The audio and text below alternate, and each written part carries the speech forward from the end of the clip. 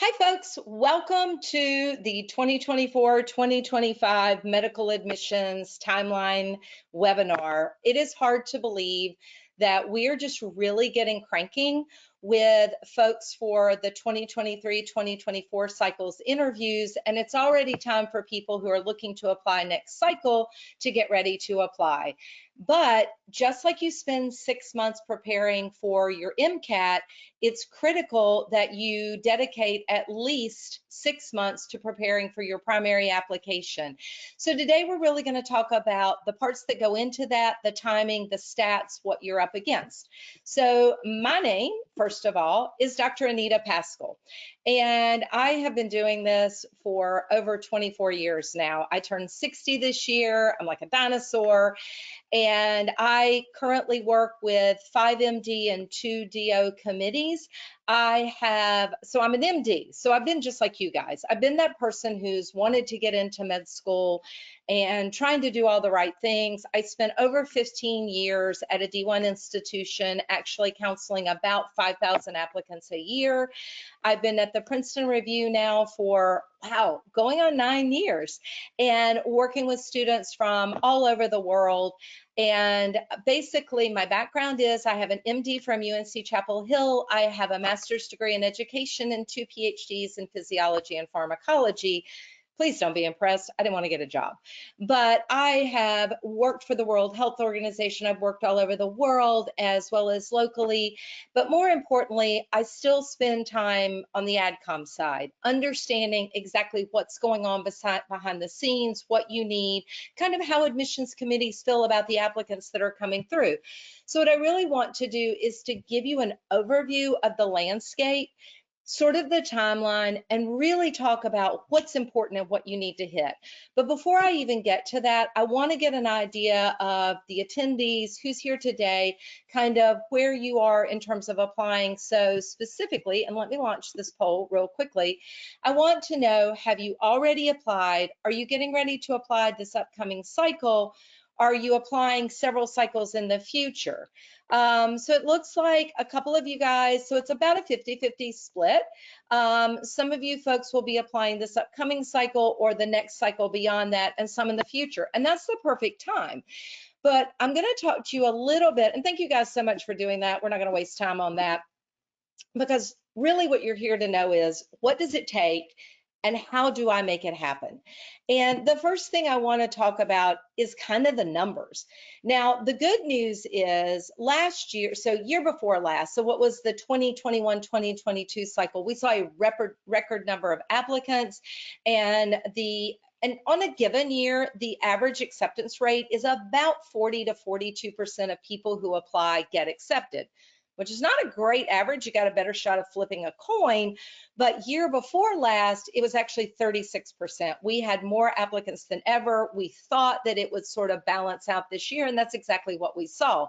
So it's still running for the 2022-2023 cycle, and students who just matriculated this fall, about 41% of students who applied were accepted. Okay, so that means 60% of students get denied. And of the 60% who get denied, 50% of those students have strong GPAs and strong MCAT scores. And in just a second, I'm going to talk to you about what strong means. But the problem is, so many students only focus on the academics, which you need to, don't get me wrong, because you've got to have the GPA and you've got to have the MCAT score to get through the initial screens. If you're thinking about 55 to 58,000 applicants every year, with the average school getting 10,000 applications, that's an average. You can't just hand sort and make little piles of 10,000 applications.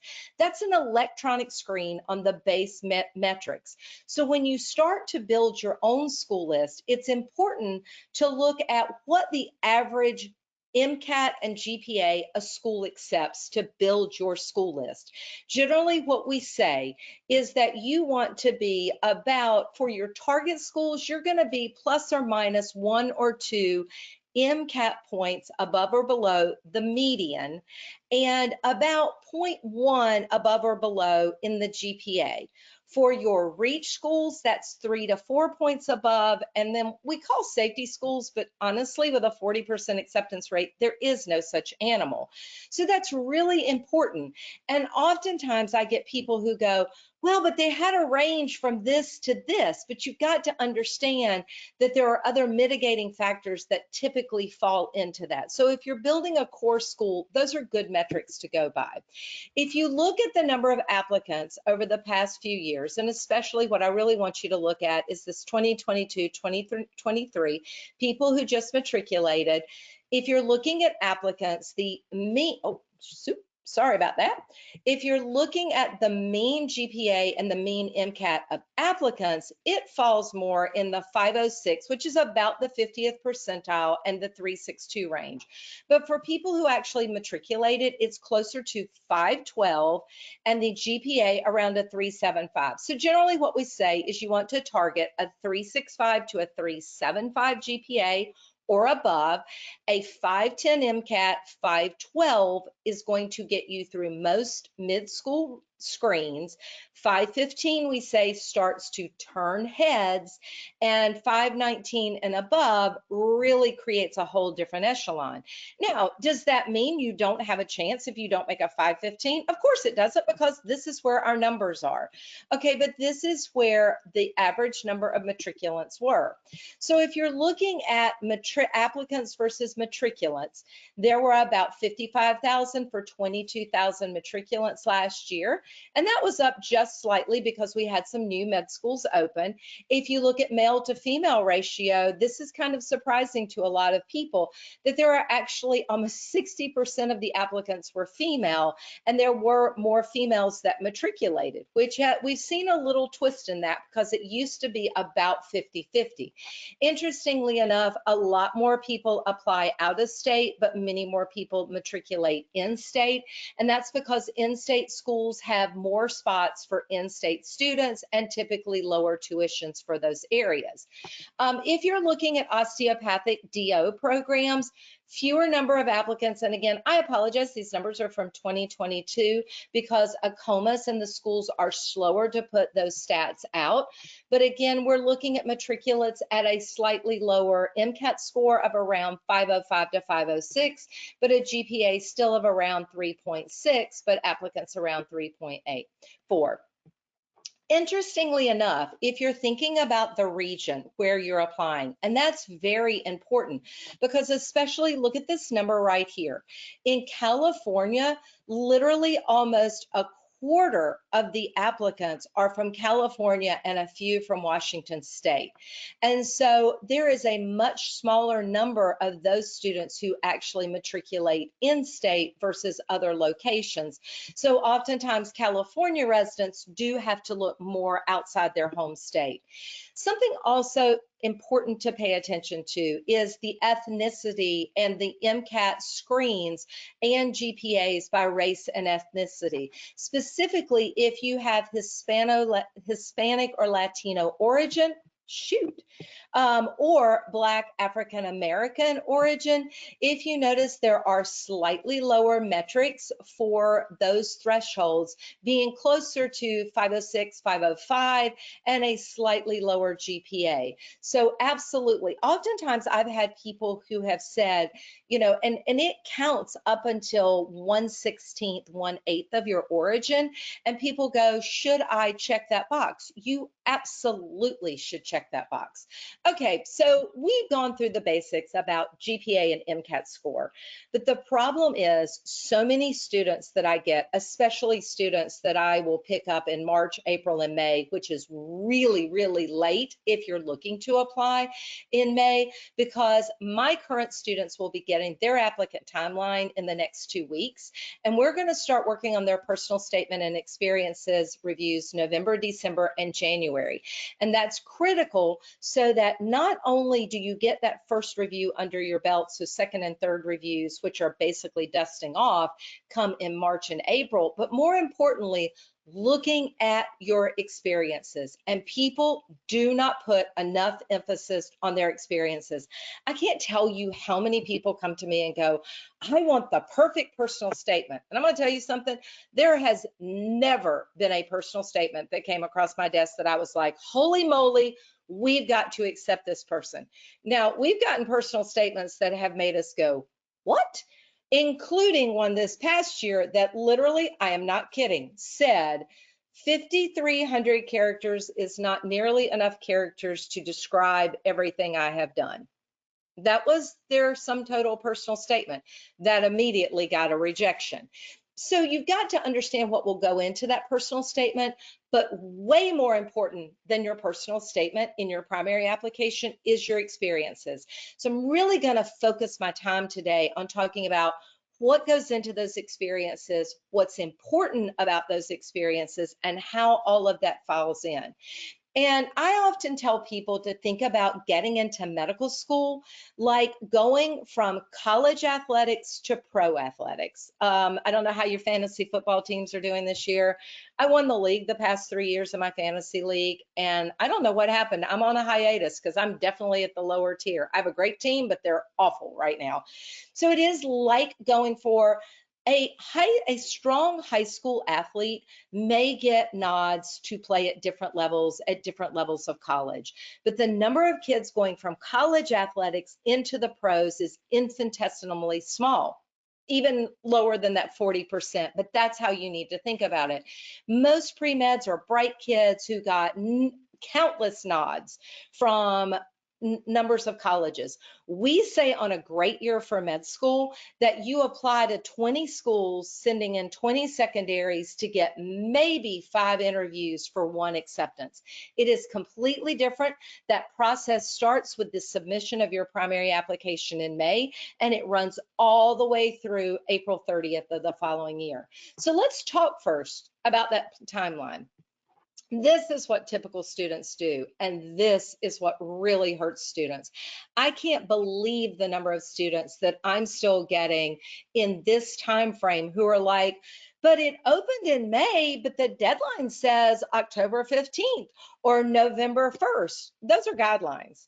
If you've ever thought about wanting to go see a sporting event or a breakout movie that maybe shows at 9 o'clock, and you show up at 8:59 or November 1st wanting to get a ticket, ain't gonna happen. It's the same thing.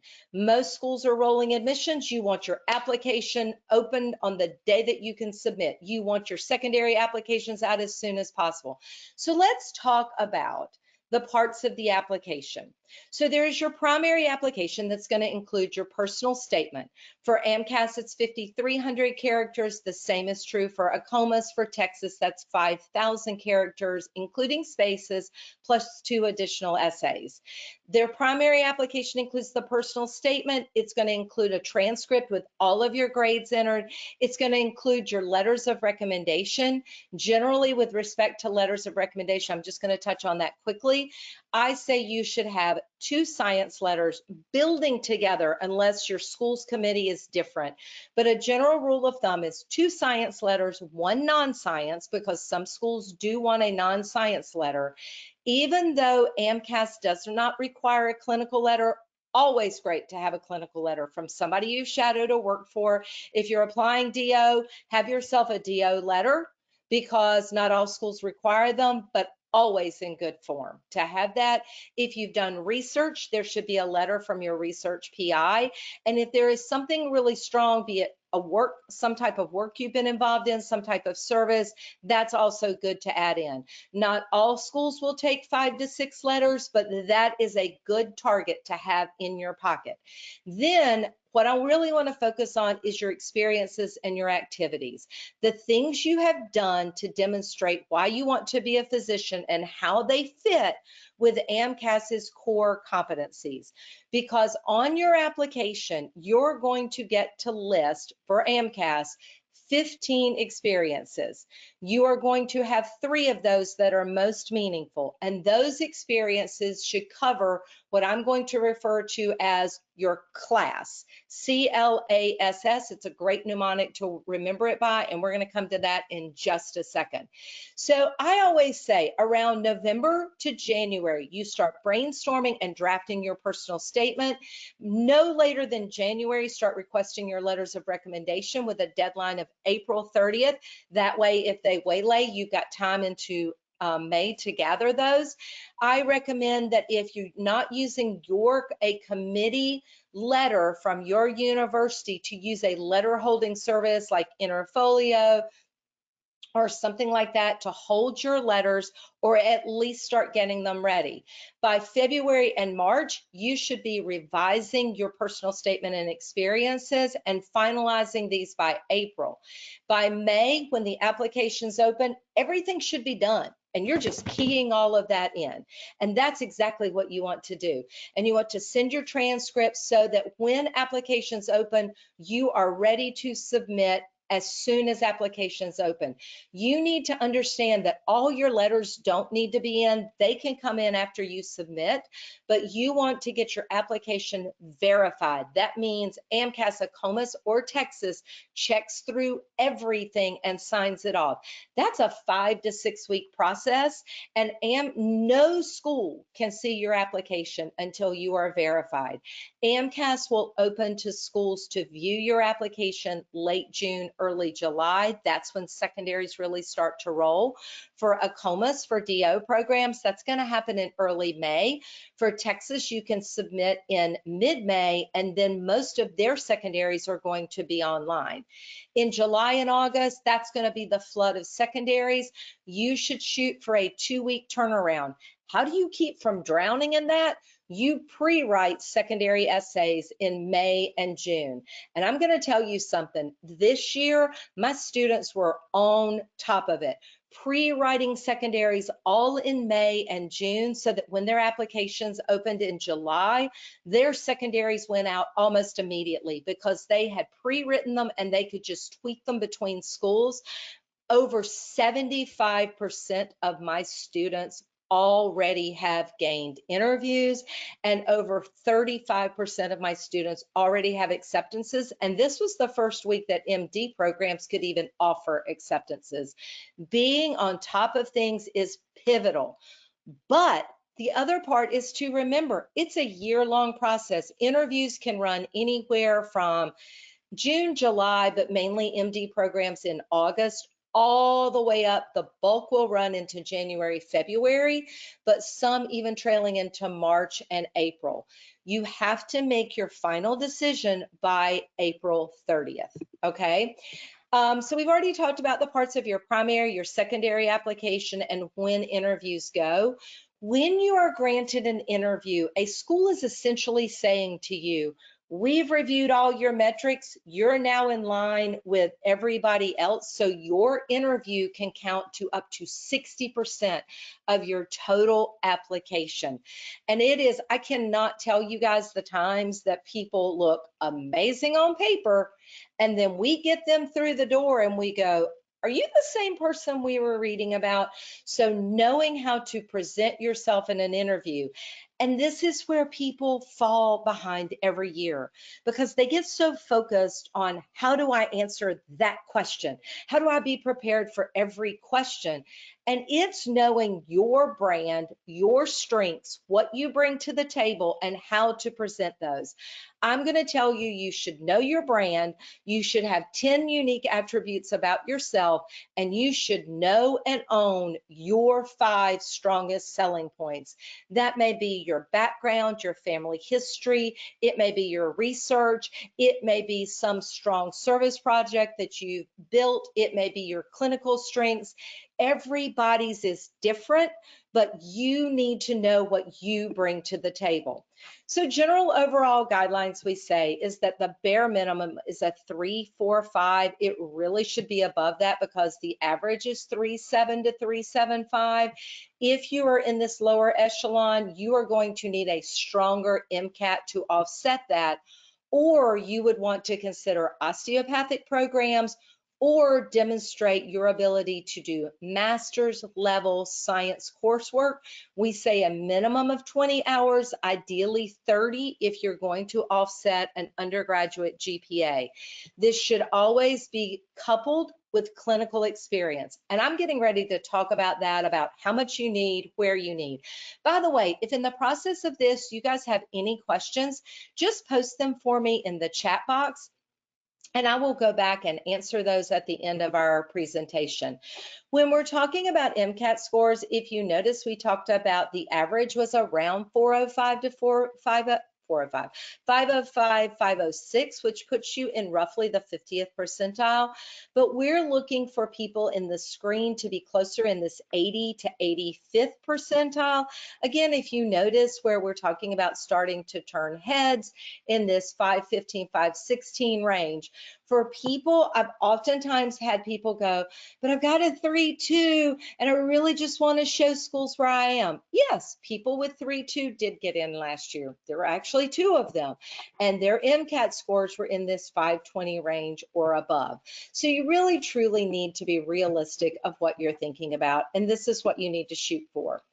But let's talk about that class. What does class mean? It is your experiences. It is why I want students working with me now, because you may not have all those things in class that you need, but it gives us at least 6 months to start working on those, or should you be considering the next cycle. So class is clinical, leadership, academic, service, and social.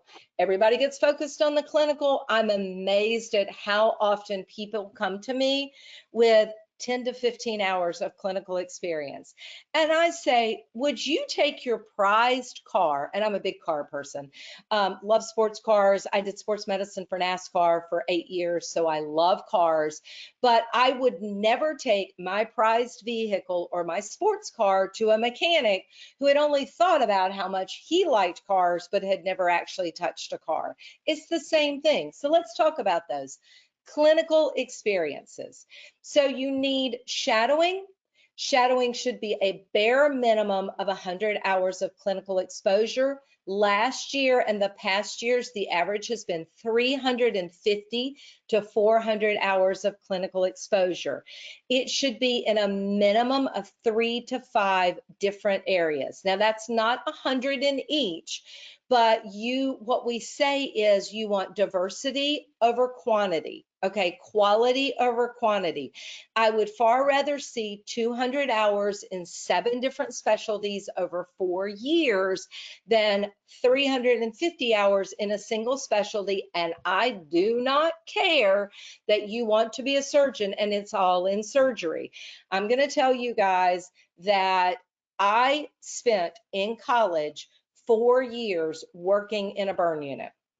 I was like, I am going to be a plastic surgeon and I'm going to do burn treatment. And this is what, and again, when I advise students, I always say, please learn from the mistakes I made and don't repeat them. Because there are so many committees that should have smacked me upside the head, because I went into my interviews going, I'm going to be a plastic surgeon and I'm going to do burn treatment because I've worked in this burn unit for 4 years and I know everything I'm doing, and I've done, and somebody should have smacked me because I did not know what I was talking about. And I'm going to tell you, I spent my first 2 years going, I'm going to do burn treatment.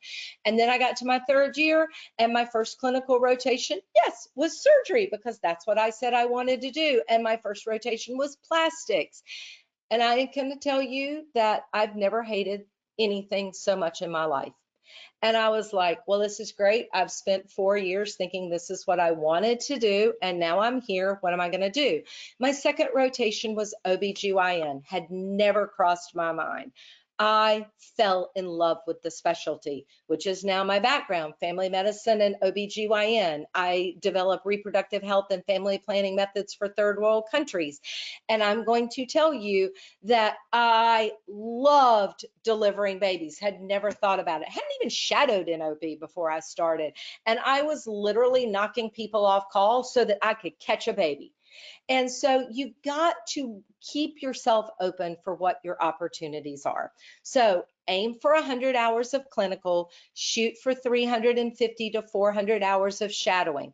How do you get that? Now, there is always virtual shadowing, but we want some in person. So reach out to your doctor, reach out to family doctors, try cold calling medical practices, but be realistic. You're not going to get an internship. You don't know jack boo squat. Ask to shadow 1 to 2 half days. And I want you to think about it. Think about when you were a freshman in college and I said, hey, I want to give you a kindergarten student to follow you around for an entire year in class. You don't have time for that.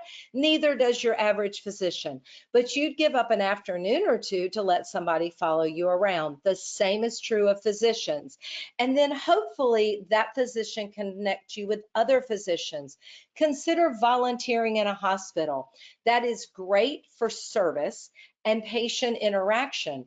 But if you're working on different floors, you may have the opportunity to connect with physicians and to explore what they're doing. We can always count that. So let's say you have 200 hours of volunteering in a hospital on 8 different wards. We can count 200 hours of that as service, okay? Patient interaction, learning the patient experience. But we can also count 40 to 50 hours of clinical exposure if you're shadowing physicians, PAs, nurses, learning about the teamwork of it. Find free clinics in your area and volunteer in a free clinic. Learn about indigent care, the underserved. Consider volunteering with hospice and in nursing homes. That will get you geriatric experience. Consider a medical mission trip to gain international exposure, because I always have all of my students put all their shadowing in one category, because when we screen for experiences, it spits out a grid that is based on the AAMC's categories of different types of experiences, how many hours and length of time. So if you put your clinical unpaid shadowing in one category for 4 or 5 years for 400 hours in all these different specialties, it's going to have a lot more strength than using 15 experiences for I shadowed this doctor for 4 hours and that one for 5 hours. Knowing how to group your experiences is critical.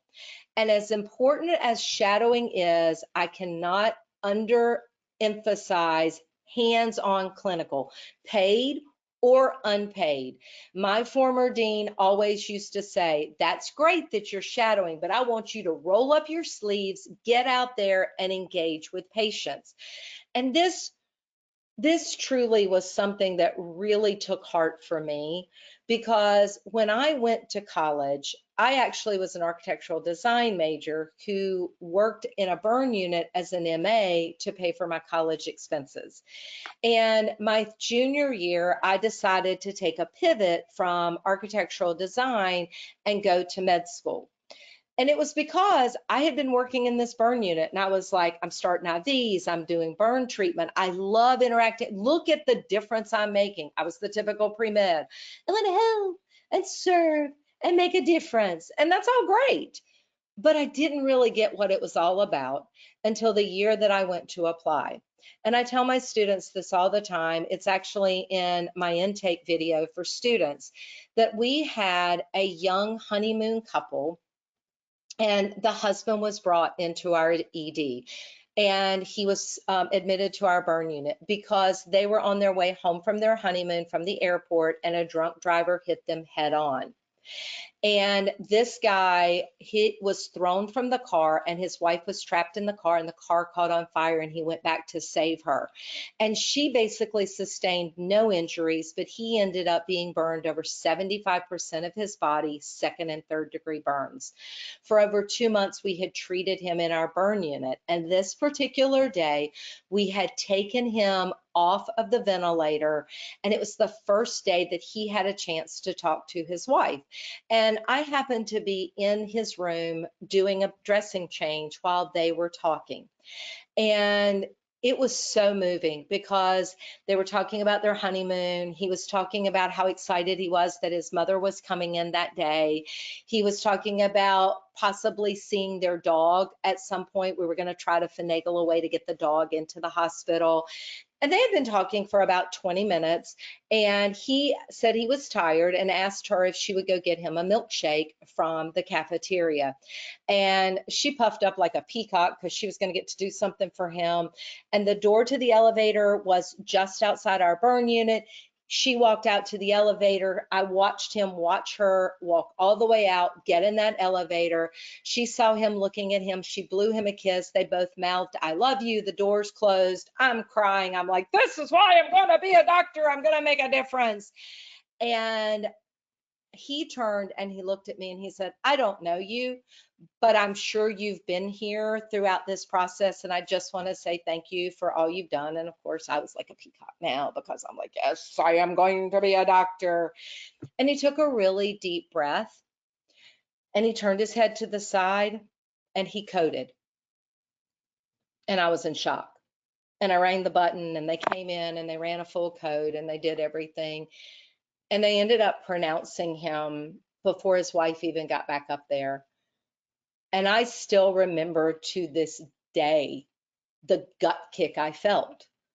And I clocked out. I took 2 days off. I'm like, I'm not sure I can do this. And I came back in a couple of days later and my attending pulled me aside and he said, "You don't get it, do you?" And I was like, great, now I'm going to lose my job too.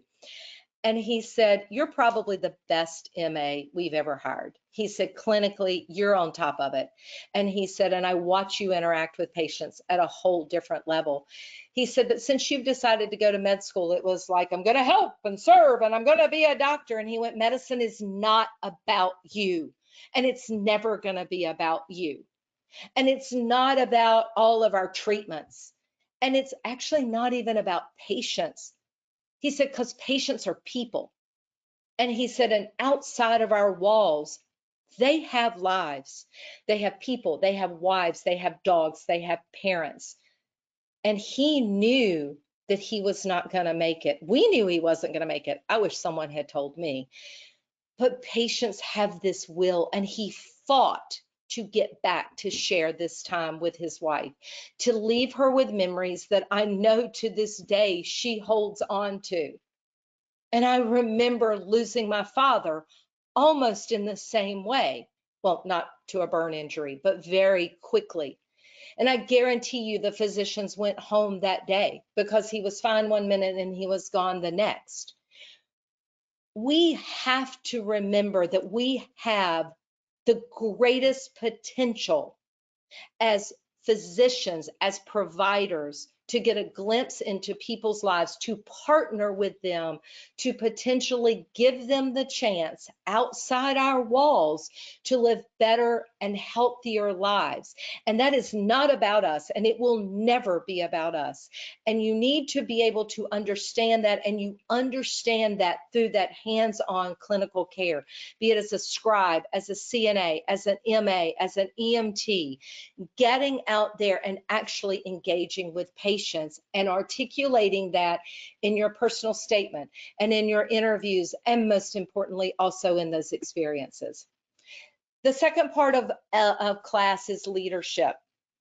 And guys, I do not care if you are the president of the club or the president of the United States or the Mickey Mouse Club, which could be one and the same. Sometimes it feels like it.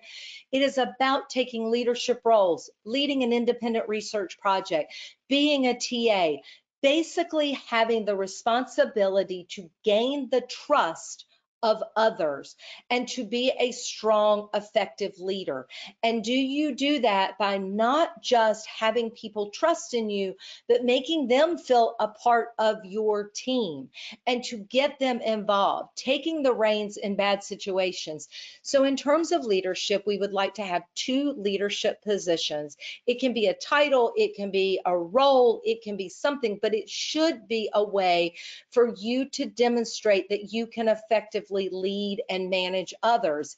And it is always important to also have times where you've stumbled, maybe where you weren't effective and you learned from it and you regrouped to better lead. Academic. Academic stretches so far outside that GPA and MCAT score. Remember, I told you of that 60% who are denied, 50% of those people had a good GPA and a good MCAT. They were missing everything else. Most commonly, what I see they're missing is service and clinical, but I also see it in these academic attributes. So research. Is research required? No. Not required unless it's a research intensive school, and some schools do require research, but I'm going to tell you that in terms of the core competencies, scientific design, critical thinking, most schools in the AAMC feel like that needs to come through research. A summer research program or a single semester is considered research exposure, but for research to have teeth, we generally want at least a year of research, 2 semesters, and it's about learning about the research process.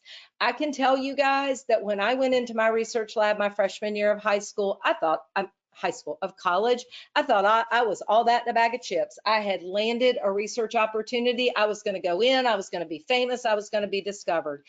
The number of mistakes that I made in my research lab should have thrown me out of that research lab. But that's what research is about. It's about building hypotheses. It's about making mistakes. It's about dedication and learning from them and working from a team. In my research lab, I tell my students this story. Basically, when I started in my research lab, we worked with snakes, a special type of frog, and largemouth bass. And my first job was just to clean the cages and the glasswork. And I was like, well, this is not what I thought was going to happen.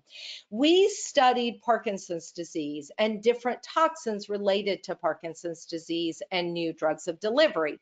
And one day my research professor said, can you please feed Bob the bass 4 frogs? And I was like, sure, I'm on it.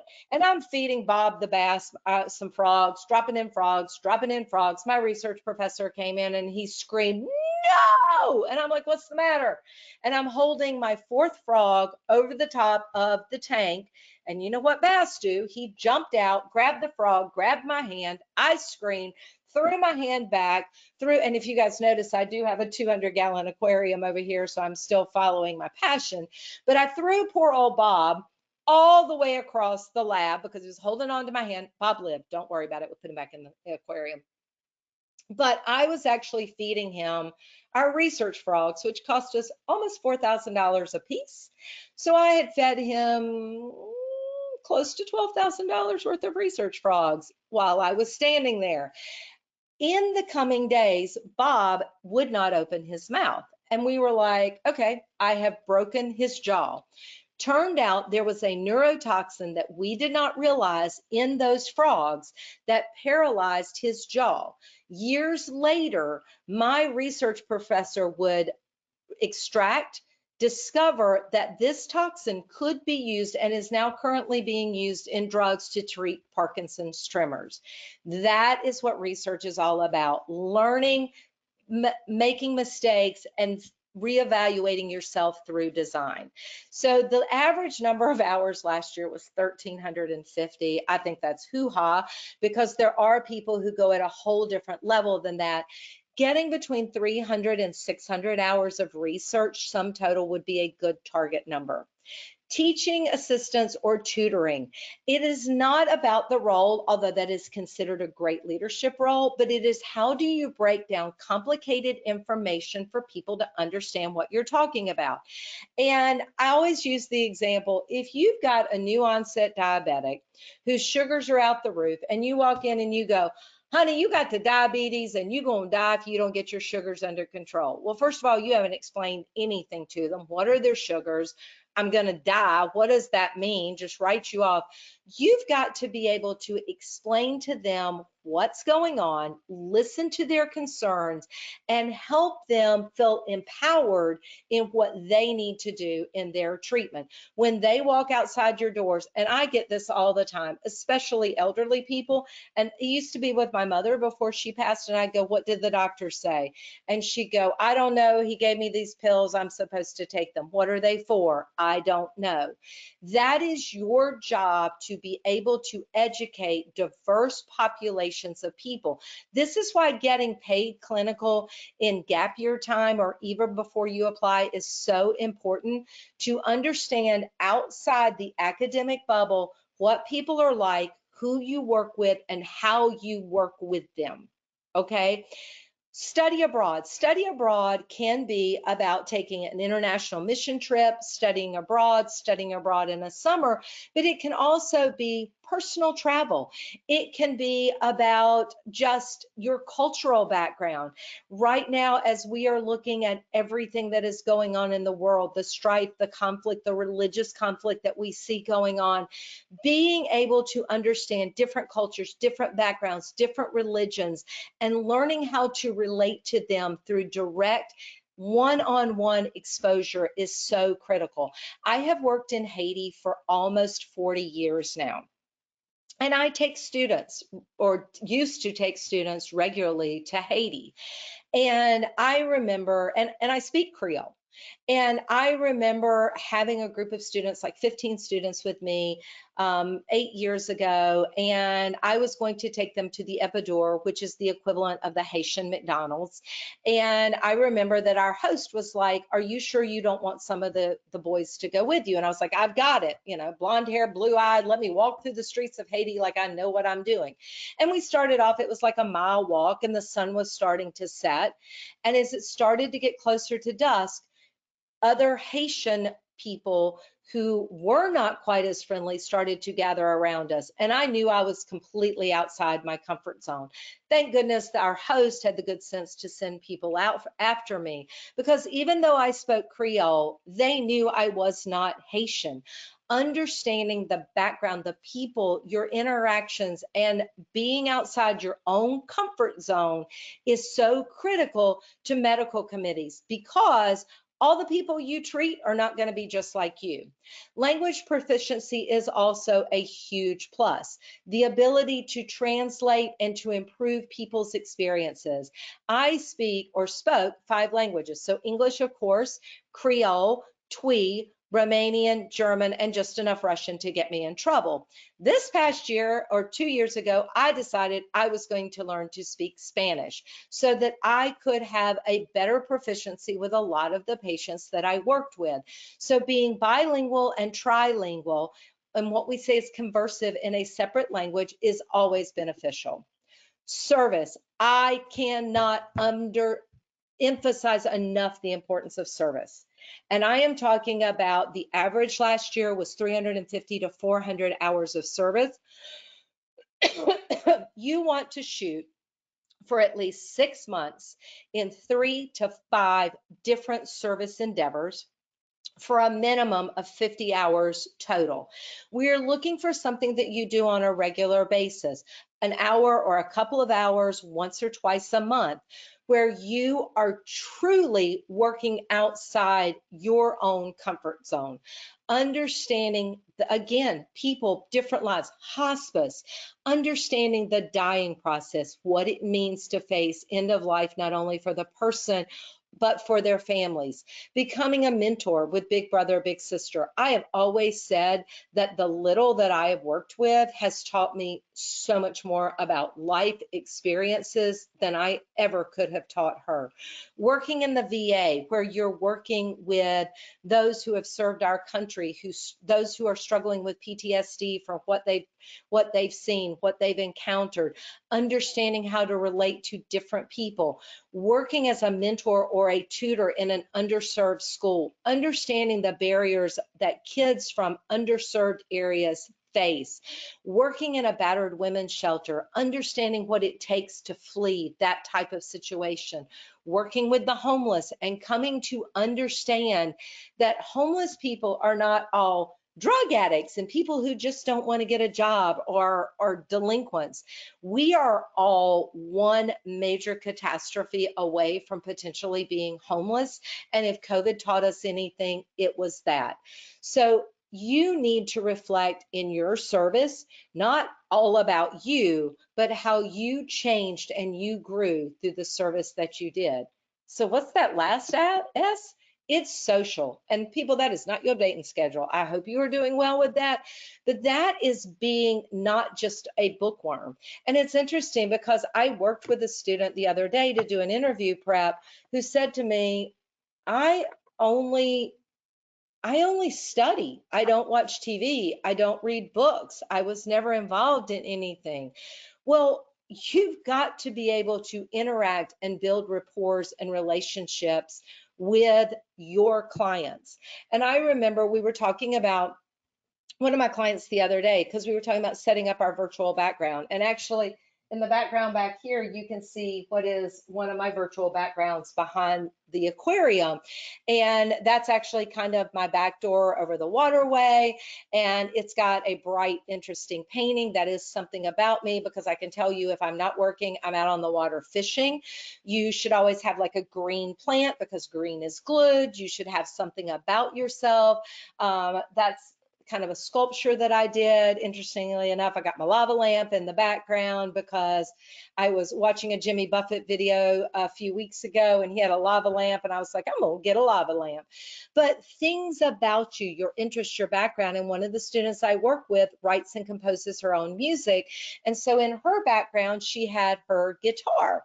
Her first interviewer had his guitar in his background. They immediately started up a conversation about music. One of my students carved bonsai trees, and he had one of his bonsai trees in the background. One of my students had done mission trips to different countries, and she collected black and white artwork, and she had it in her background behind her. Have your background, your interests, things that you do outside of just your academic bubble. And ideally, you want to have something that you do indoors and something that you do outdoors. So you have a rain or shine sort of release. That's very important for schools. Okay, so what about that personal statement? People always ask about that. Personal statements should be 5 paragraphs. It should be an opening catch, something that sort of catches your eye to say why, why this, and it's going to kind of follow your theme, what's going to make you unique. It should be 3 to 4 paragraphs about things you have done with a concluding paragraph that reflects back to the beginning.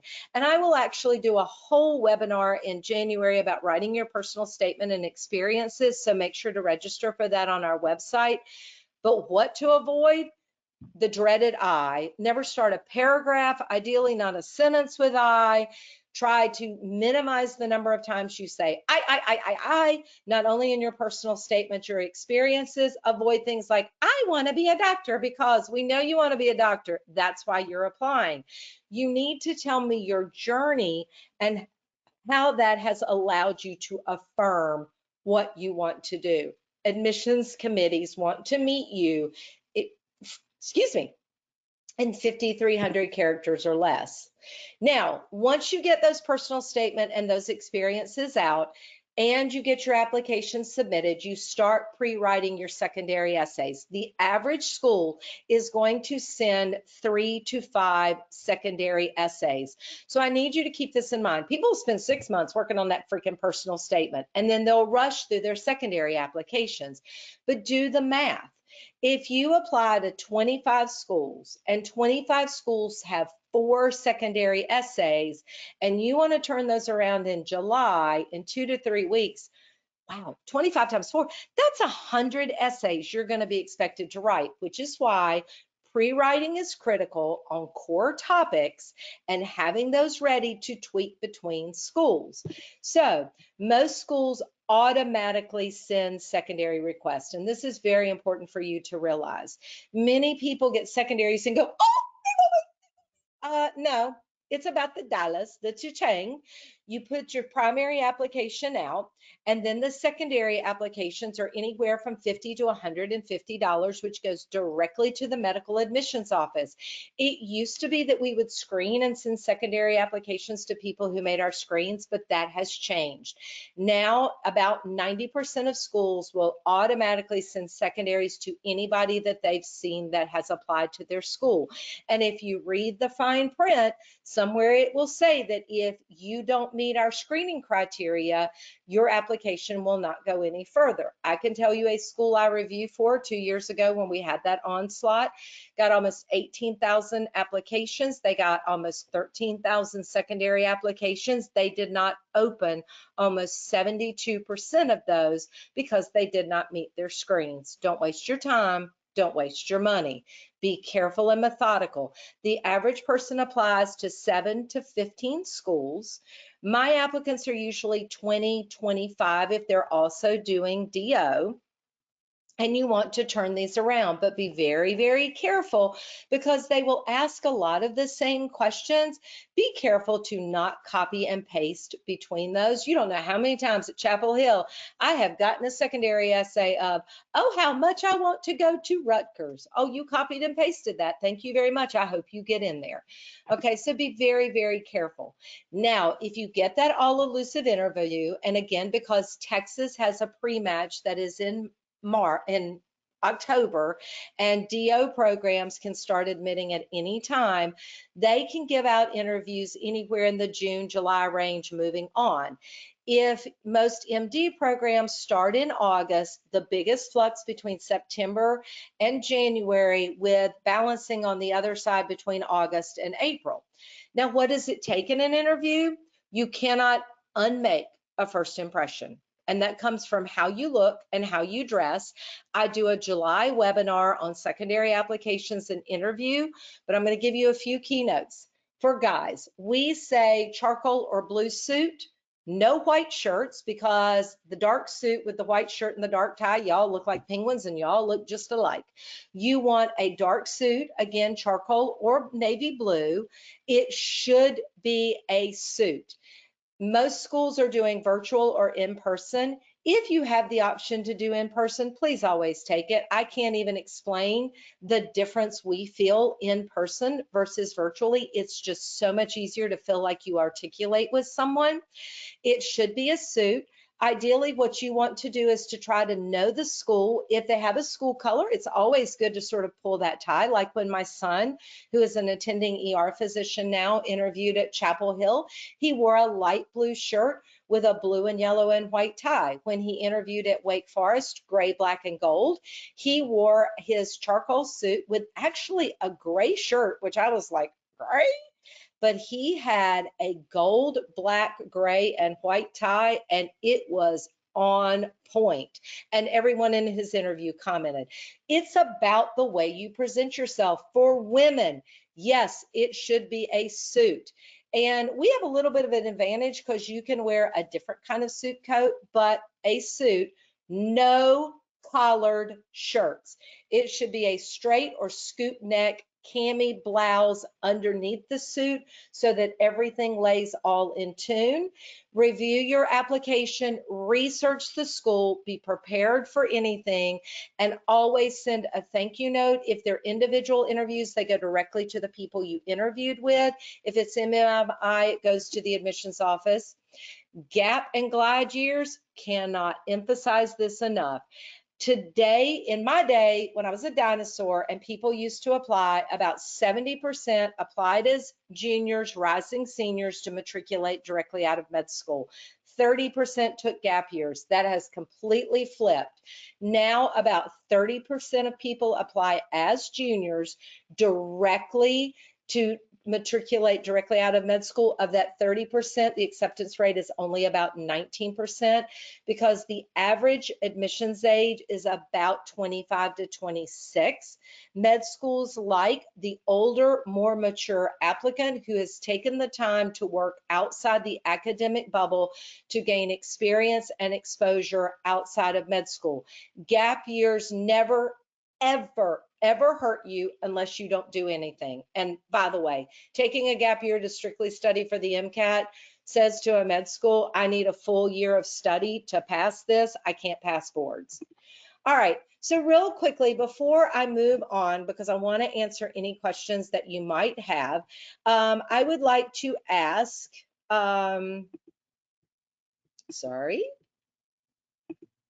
if any of you would like information about how to prepare for the MCAT with any of our MCAT prep classes, any information about working with me or one of my other experts at the Princeton Review. If you would like any of that information, please let me know, or information about how to boost your GPA or your prereq courses via tutor.com. And that is mainly because just so that I can have the best people reach out to you. If you are already working with us, no need to answer that question. I'll give you a second. All right. Thank you, guys. Let me go on to more information, because here we can help you get great grades through tutor.com. We can help you get the best MCAT score with our test prep. But most importantly, I can help you get into med school. And I need you to know, if you're interested and you schedule a time to speak with my admissions enrollment counselor who can give you discounts, we can actually enroll you in next year's product at this year's price with additional discounts. Just say webinar and he will give you maximum discounts on all of our products.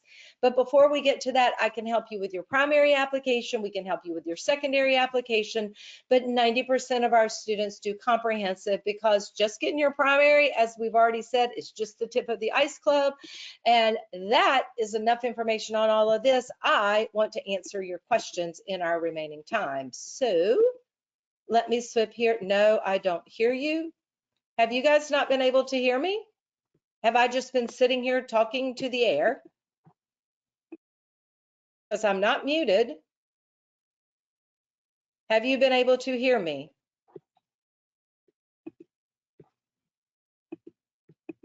I can't imagine that 7 of you would have stayed for all that time. Oh, you could hear me. Do you have any questions? Any questions for me? Were y'all able to hear all of that? If not, you will all get the recording. But how do you know if you pass the screening process for med schools? So, like we said, you will not get a notice. Most schools will automatically generate a secondary to you, okay? And there's really no way to know, did I pass it or not? Or will I be granted an interview? Because you may pass their screens, but there may not be enough spots for interviews. So let me put it in perspective. If the average school is going to get 10,000 applications, they're going to interview anywhere between 300 and 500 applicants for 100 slots. So that's like a 1 in 100 chance of getting a seat, and about a 1 in 500 chance of getting one of those interviews. So you really want to, it's getting the interview says you've passed their screening standards. You may or may not get a secondary. You're most likely to get a secondary even if you haven't passed the screening. So that's why I always say it's so critical to really evaluate your schools, evaluate their parameters for their MCAT and their GPA before you apply, and make sure you meet their course requirements. We have all of that information available to you. And if you're not a free user of our product, please get my free app. I'm going to tell you guys, I'm super excited. In about 2 weeks, we're going to launch a whole new dashboard with all kinds of new resources. And at the beginning of the year, I'm going to be launching a mobile app that you can actually save my app and my resources on your phone and ask questions from there. Do you have any other questions for me? Any other questions? Anybody else have any other questions?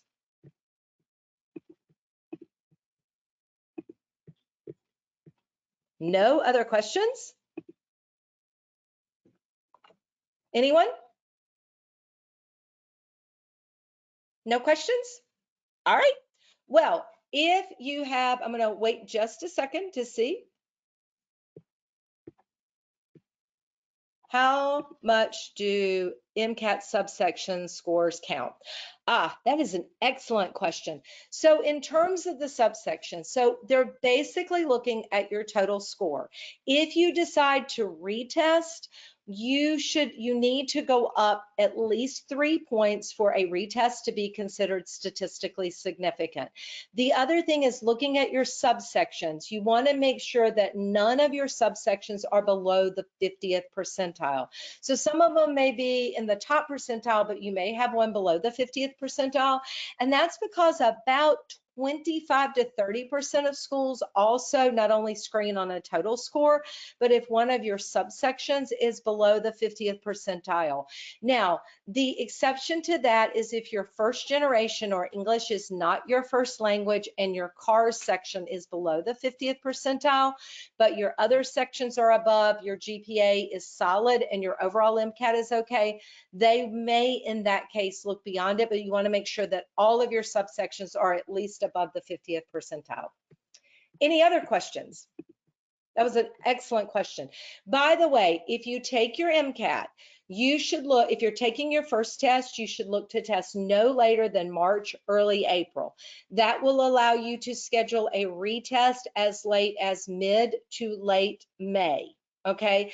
Again, remember that schools do not see your application until the end of May. So you can get that second test. What I recommend is if you're waiting on a test, you should submit to one super reach school, a school you will never get into, okay, like Harvard or Yale or something like that. What you may, and you want to submit to that super reach school so that they can verify the application. The reason you don't want to put all your schools in is, let's say that you get your second score back and it's still not where you want to be, and you decide to withdraw and apply the following year, work on your MCAT score.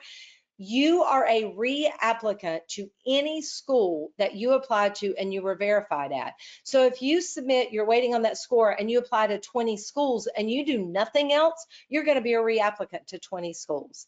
And being a reapplicant has a higher screening threshold. They expect you to fix all the reasons you did not get in before you reapply.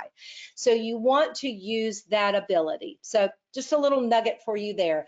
Thank you guys so much for attending. This webinar will be sent to you, and I thank you for your time, and I hope you all have a great day.